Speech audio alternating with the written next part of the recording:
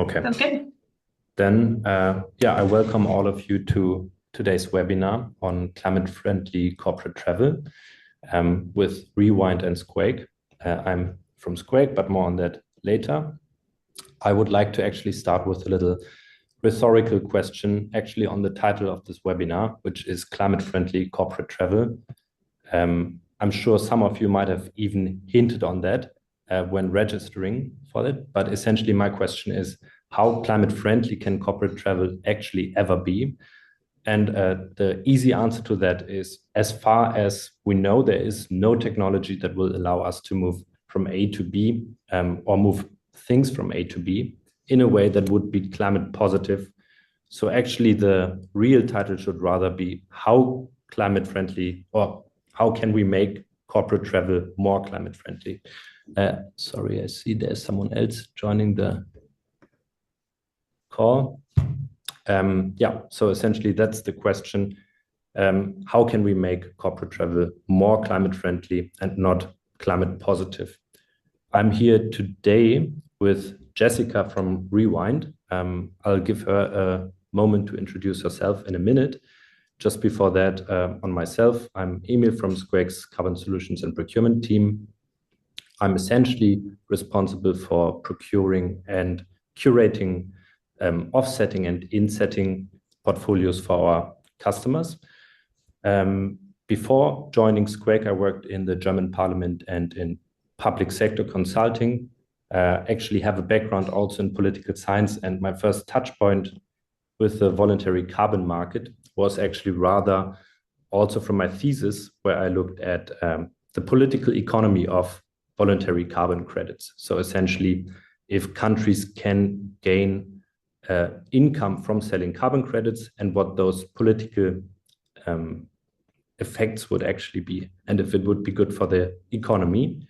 But interested to hear, Jessica, what your first touch point with voluntary carbon markets has been.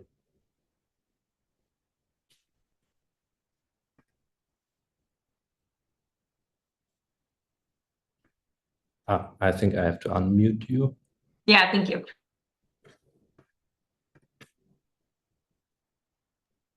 There we go. Can you hear me now? My first experience with carbon markets was several years ago when I was collaborating with air miners and working on the nonprofit side of the space. And I had several colleagues that I went to graduate school with that became technology developers in carbon removal and climate tech prior to working in the nonprofit space, and then becoming a technology founder myself in climate tech. I was a researcher at MIT as a geochemist and an oceanographer, doing a lot of work in the lab, on the bench, and out in the field, so on ships and on beaches and on land. And so the climate and the environment that I used to study, I now get to bring solutions into the world to protect and restore. So with Rewind, I'm really happy to be here. Thank you. Cool. Thanks a lot. It's good to have a real scientist on board with me that can actually also talk a bit into the chemistry that is happening, etc.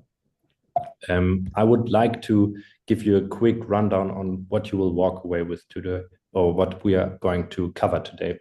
So essentially, what we want to give you is essentially a quick and easy framework on how to implement a credible and repeatable way of reporting your CO2 emissions, as we are committed also to the mitigation hierarchy, meaning avoiding and reducing emissions first before compensating them. We will also talk about how to influence your employees and your travelers to actually commit to more sustainable ways of traveling. And then lastly, also how to compensate these remaining emissions that you cannot avoid, and also how to evaluate the quality of those compensation projects. I will begin with a quick roll call.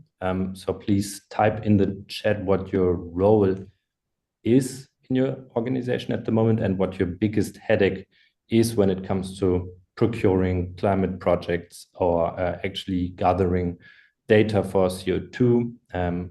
Interested to see what the outcome is actually. And Jessica, could you read out maybe a few? Because I'm Sure. not sure if I can Yeah, chat. so Fabian mentioned that he's a sustainability manager and analyst, and reliably doing calculations is a headache. Okay, do we have a couple more here, potentially?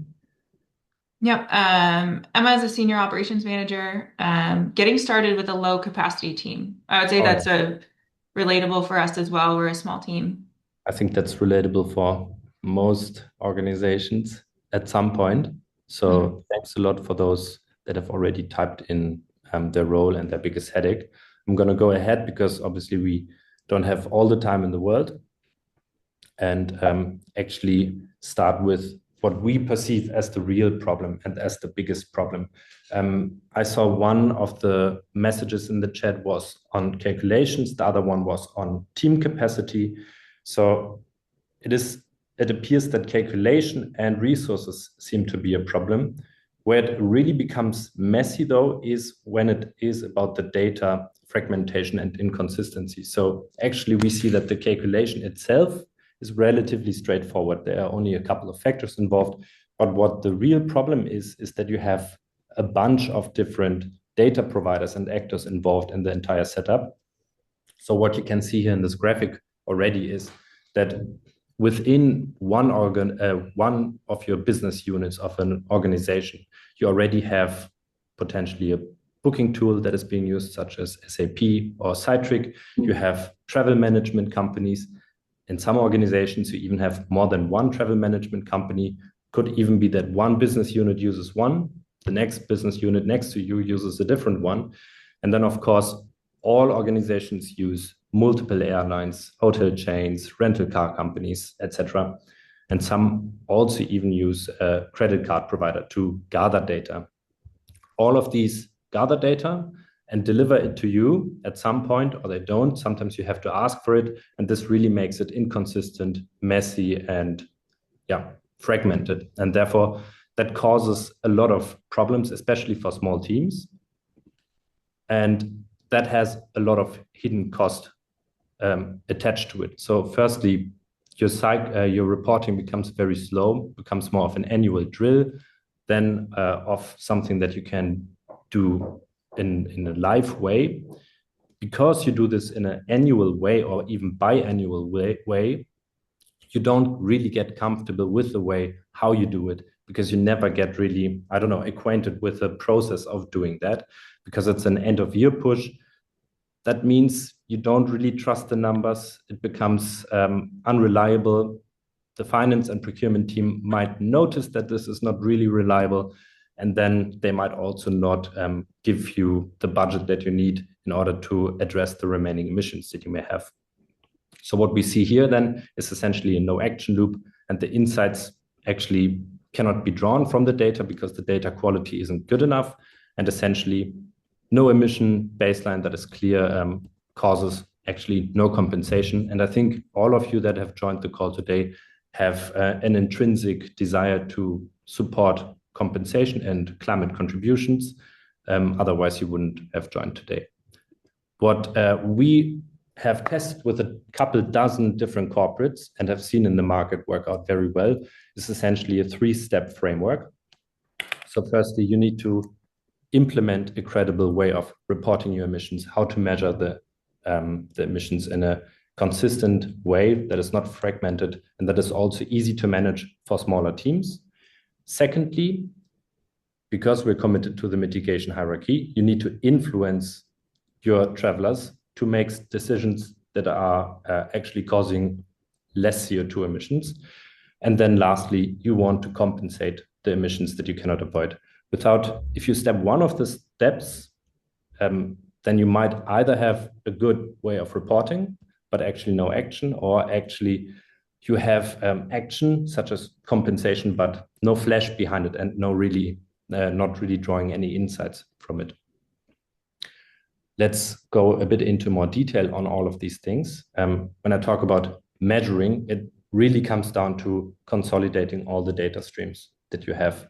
I showed you before the graphic with the different actors that may be involved, you really need to put it on a map and draw on the map where you get the data from, which data you get from all of these things. And you need to document it in a clear way, because without documentation, obviously that becomes inconsistent. Once you have done that, you can also establish a consistent way of calculating the emissions. It doesn't really help you if you have one way of calculating the CO2 emissions from Lufthansa flights, and then a completely different way of calculating kind of the same flight with KLM or Air France, because obviously you will not be able to draw any conclusions from that data. So you need to ensure that the emission calculation is consistent in order to see that if there are any patterns in the data.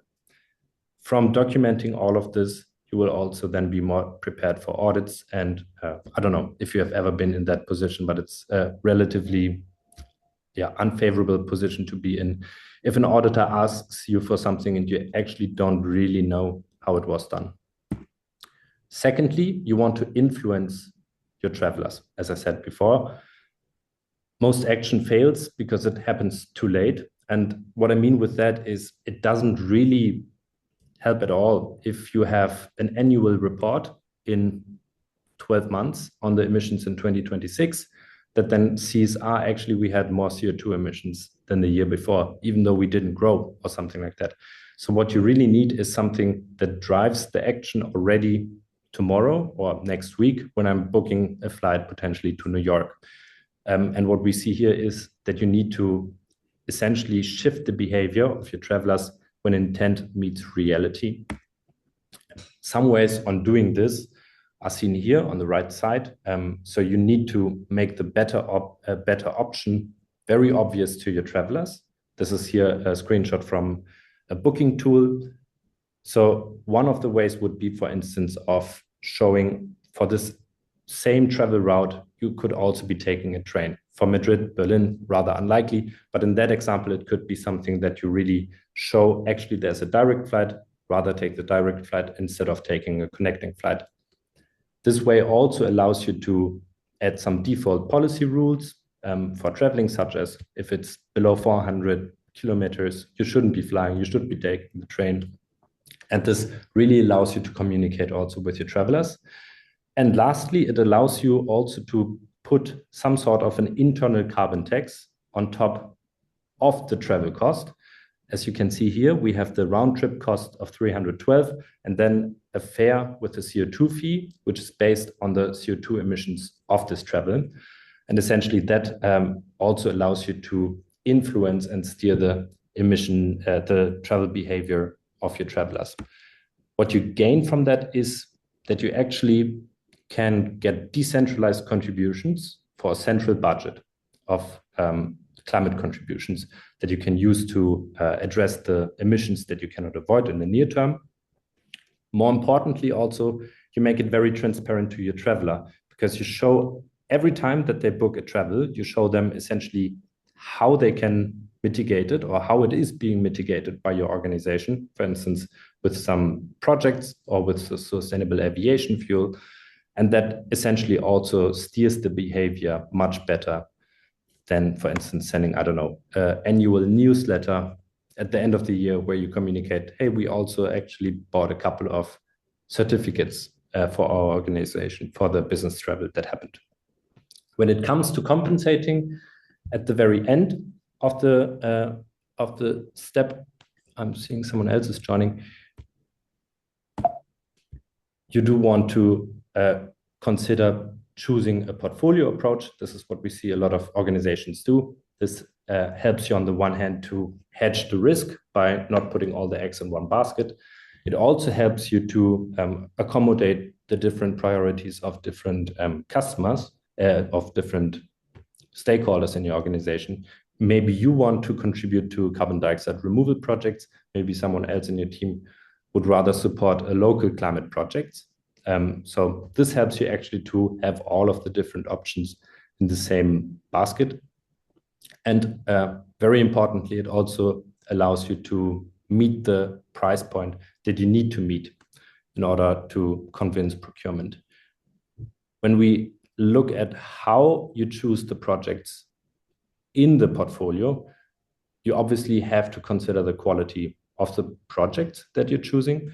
And what I would here just in very simple terms advise is that you look at what is the basis for the quantification? What is the methodology? What is the logic that is being applied by the methodology? Secondly, how is this being monitored and verified? Who is doing that? Potentially also a good drill for you to try to get the data and try to get the verification reports from the partners that you work with, or even from the registries directly, because it's quite interesting to see how different the ways are, how it's being verified. Some projects do it ad hoc or in live, some do it on an annual basis, and then there are some outliers that do it in much, much bigger cycles. So that already shows a bit of quality differences, I would say. And then lastly, you also want to consider what risks and safeguards are there with the projects that you want to choose. So for instance, how are risks of reversal mitigated? What is the permanence of the measures? Is it actually a removal or an avoidance credit? I think Jessica is going to talk more about that. So I will hand over to her now. Do I need to make you a host? No, probably not, right? Not a host, just spotlighting my video, and then I'll hop in on the next slide. Okay. Great. Thank you. All right, thank you so much. So we're going to dig a little farther into the compensate portion of this framework. So here, and we're going to dig a little bit into the science as well. Feel free to take screenshots throughout. Feel free to drop questions in the chat throughout. We'll have time for Q&A at the end. So let's start with this graph in front of us. So this is how much greenhouse gas emissions we are globally emitting per year from before 2010 to the end of the century, 2100. The goal was peaking in 2020. We're a little bit past that, and that hasn't happened. But if we were to continue business as usual, emissions would look like the red line. So hitting over 70 gigatons, 70 billion tons per year in carbon emissions.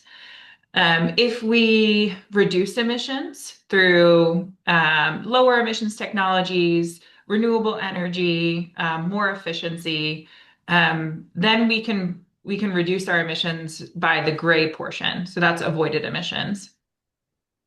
The issue is, though, if we get to 2100 and we've only reduced emissions, then we're still putting a positive 25 billion extra tons of carbon into the atmosphere.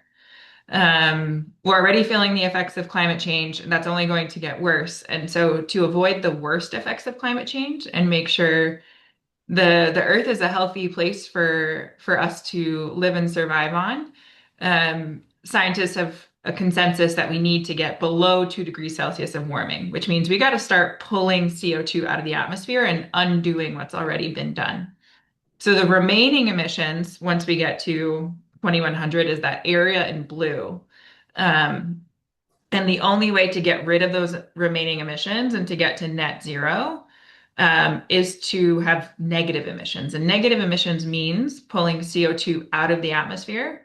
And anything that pulls CO2 out of the atmosphere is a carbon removal approach. Some examples are planting trees, but also direct air capture. You can use giant fans to suck CO2 out of the atmosphere, bind it, and then inject it underground. So the next slide, I really want to get into the definition of carbon removal. What is it? The scientific definition is methods that take carbon dioxide directly out of the atmosphere and then durably, or for a long time, store it in land or ocean reservoirs. You might have also heard the term sinks. On the next slide, I want to distinguish this from carbon capture. So carbon removal on the left, taking carbon dioxide atoms out of the atmosphere. Here, they're injecting it underground.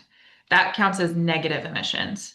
So on a flight, CO2 is going into the atmosphere, and you might invest in a project that's taking CO2 out of the atmosphere and it's injecting it underground. That's very different from carbon capture. Carbon capture on the right is when you have a power plant, for example, that's putting CO2 into the atmosphere. And that sponge is supposed to represent the scrubbing, or like you can prevent the CO2 from coming out of the pipe and then store it underground. This is an emissions reduction.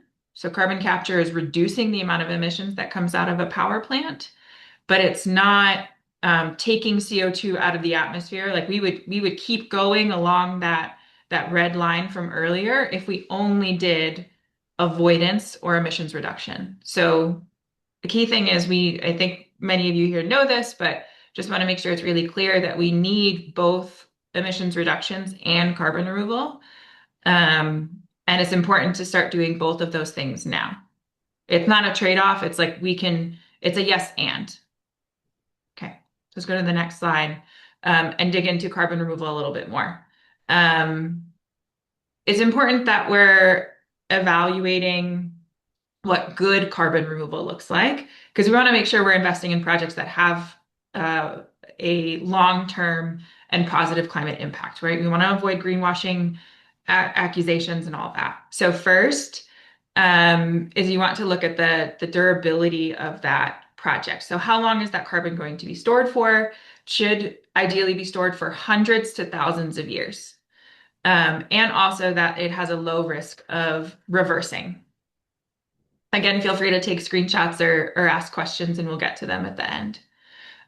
So for example, if you plant a forest of trees, that actually has a high risk of reversal because at any time it could unfortunately go up in flames, it could be cut down, it could experience a disease and those trees die. And then that CO2 goes back into the atmosphere.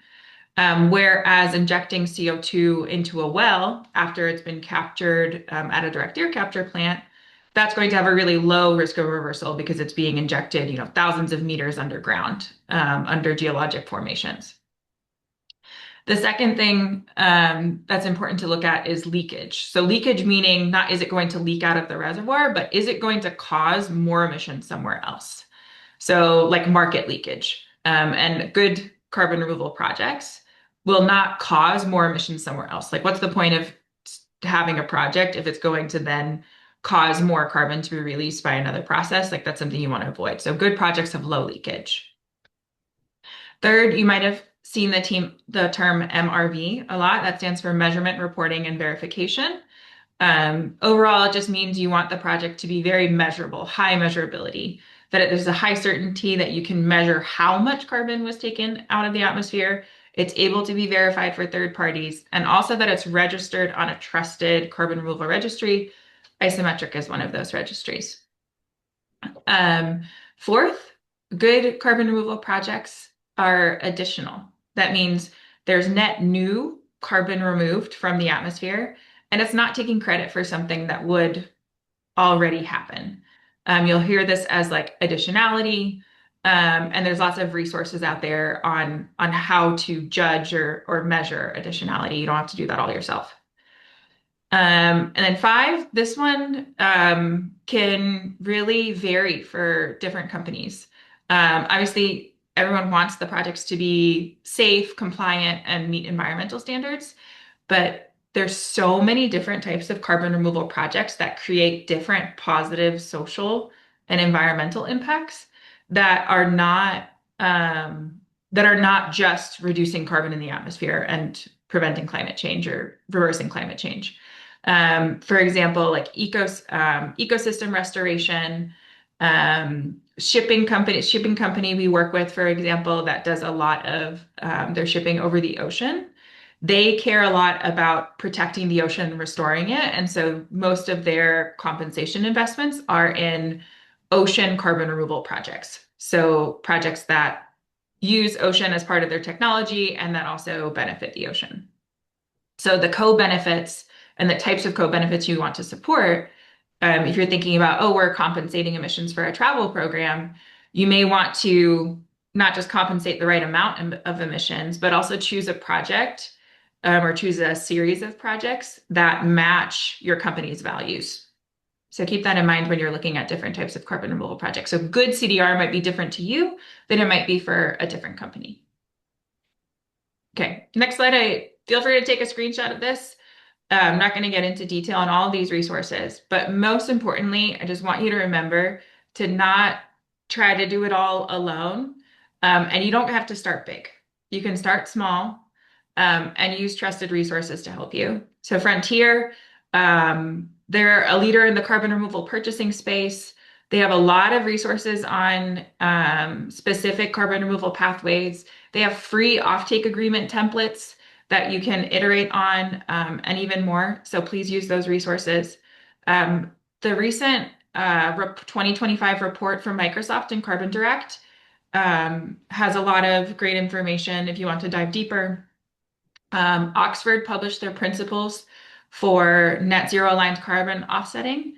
So how to shift from avoidance and more nature-based short-term climate projects to more removals with long-term storage over time. And then if you want to get more into the science and do further technical deep dives, Isometric Carbon Plan are great resources, and also consultants are there to help as well. There's many consultants who help evaluate projects and do due diligence for companies looking to compensate. So let's take a look at Rewind's project, for example, and evaluate it and see how it looks compared to other carbon removal. So what we do is we store biomass in deep mines. So first we work with sawmills that are working in forests and using sustainable practices. We collect their residue, so sawdust and wood chips that typically are being burned or dumped or just left to rot because there aren't good alternative uses in this geography for them. So we collect that residue, we bring it to the mine. The mines that we're working with, they have to fill the mine typically with a mud or soil or tailings after they're done mining out this deep reservoir. And so what we do is we mix sawdust into the slurry that's being injected underground and inject it over 1,000 meters underground. So we're letting trees do the removing from the atmosphere, taking that carbon dioxide, putting it into the actual sawdust, and then we take that carbon in sawdust form and mix it into a slurry and inject it underground. Then we seal those chambers that are over 1 kilometer underground with concrete, mud, and then we also cover all the chambers with lots of sensors for CO2, methane, monitoring it for a long period of time. And that carbon, it can be stored for over 1,000 years, even into the 10,000s of years. So in the next slide, let's take a look at different aspects of the project and evaluate it against those criteria from earlier.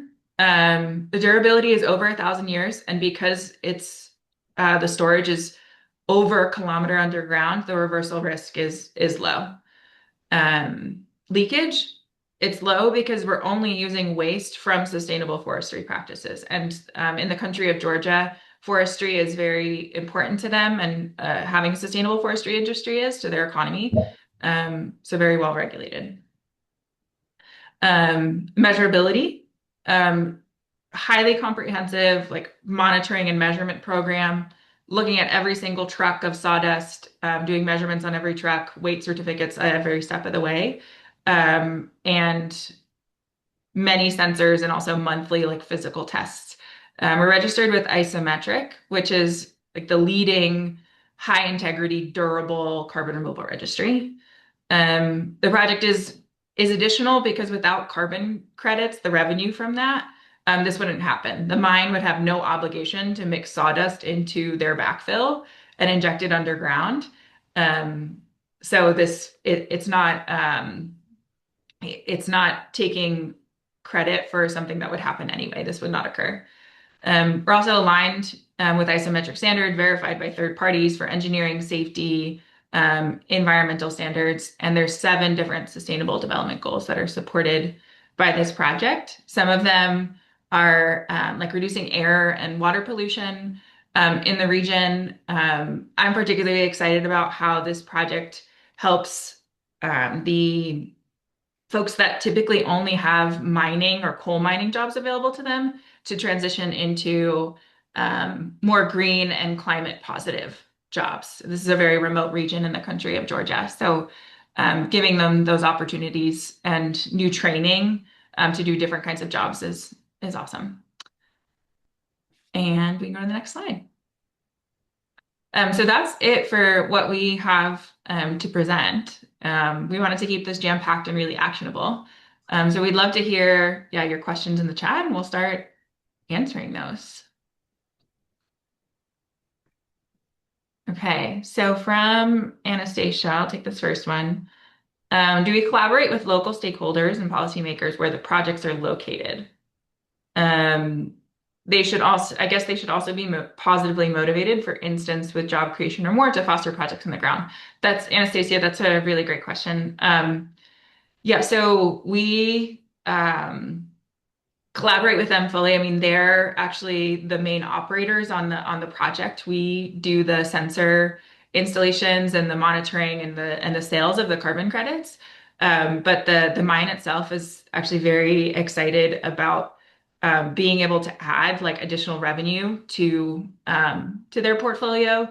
And then in terms of working with policymakers, yes, we working with the government of the country of Georgia, working with other stakeholders as well. We did and continue to do a lot of stakeholder engagement, like workshops and telling local communities about the project, getting their feedback about the project. And yes, whether it's the country of Georgia or like where other places where we're starting projects, like in Canada, for example, there's a lot of motivation from the government to create jobs in those regions where maybe only mining or less climate positive jobs are available. In Canada, we're looking to work with some First Nations or Indigenous peoples with to help create jobs for them. So governments tend to be supportive of these projects, especially if you can talk dollars with them, right? Like this will create this much of a benefit to the economy, this many jobs, et cetera. Okay. From Fabian, different methodologies can result in very different results. How do you ensure consistency? Oh, that's a really good question. That's what the registries and standards are out there for. So, for example, we're working with isometric under the biomass geological storage protocol, and there's a couple of different sub methods. We're one of them that do that type of carbon removal, and they set the protocol and the standards with their many like PhD scientists and also like public consultations. And then we adapt our project to their standards. So that's why like working with a reputable carbon removal registry and standard developer is really important. Because yes, like biochar, direct air capture, reforestation, like they all are so different. But they're like, that's where the standards come into place. We can't do that all ourselves as the carbon removal registries. Maybe, Emil, I would pass that question to you, is like how have you seen folks like compare different methodologies to each other? Like where can some consistency be found? Like where are there factors where you can compare like different types of projects to each other? How do you navigate that?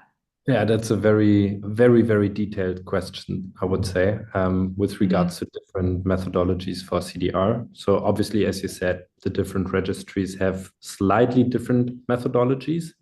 We see, for instance, when you compare the different biochar methodologies that are out there, that some registries try to simplify the process. We also see different methodologies from the same registries. For instance, there is a different one for artisanal biochar that's more something that like a local farmer in India could also deploy vis-a-vis industrial biochar that is essentially deployed in countries like Germany or so. Vastly different technology on the ground, and therefore also requires a different methodology. Therefore, the outcomes will also be different. What's important is that the registries itself are all also verified essentially, and their methodologies go through scientific rigor, I would say. So there are different ways to achieve that. It doesn't mean that one way is the correct way and the other one is necessarily wrong. It can both be correct, and it might slightly deviate a little bit, but that also depends then on the specifics of it. Just from my side, actually, a quick shout out to Jessica. I just learned that before that you also actually do site visits with corporates to the mine. I don't know. I cannot even think of that. That must be really exciting to go down into a mine. A kilometer deep, you said before? Yeah, over 1,300 meters is where we're storing the carbon. Yeah. So that sounds exciting. Maybe a bit scary for some. Yeah. Very tangible somehow. Yeah. As I don't see any further questions, I would move ahead and actually also share with you that we have a model shift readiness guide prepared for all attendees. You can get the link in the chat. It's essentially a practical guide that we've created to help you assess what your maturity is at the moment, what the strongest levers would be for you to essentially act on your emissions from corporate travel, and also to learn the basics of carbon removal without rewatching this entire webinar. So get the link in the chat. And if you have any further questions on any of that, you can also book a session with me to discuss compensation questions, but also certification questions, or also calculations, reporting, and all of these topics, obviously free. So yeah, just go ahead, book a meeting, review our model shift readiness guide. And yeah, thanks all for joining today's webinar. Jessica, do you have any closing remarks from your side? Just that the carbon removal space is complex, and it, for many like sustainability managers, it might take up like 0.5% of like your brain capacity, because there's just so many other things that you're doing in terms of sustainability. So yeah, like work with trusted partners. Like I said, start small. And it's better to start small than to not do it at all. So like develop a relationship with a partner. You can develop a relationship with Rewind or a different type of carbon removal project developer. Get to know their project. And you guys are here because you believe in protecting the climate and restoring the climate. So like work with the developers that you like with projects that you like, and invest in what you believe in the climate, and then also maybe other co-benefits that are on the ground. Yeah, we want you guys to feel successful and feel positive about where your money is going. So thank you so much for coming. Very important. Yeah. Also from me, thanks all for joining today. And we will share the recording with you later. Okay. Thank you guys so much. Feel free to reach out.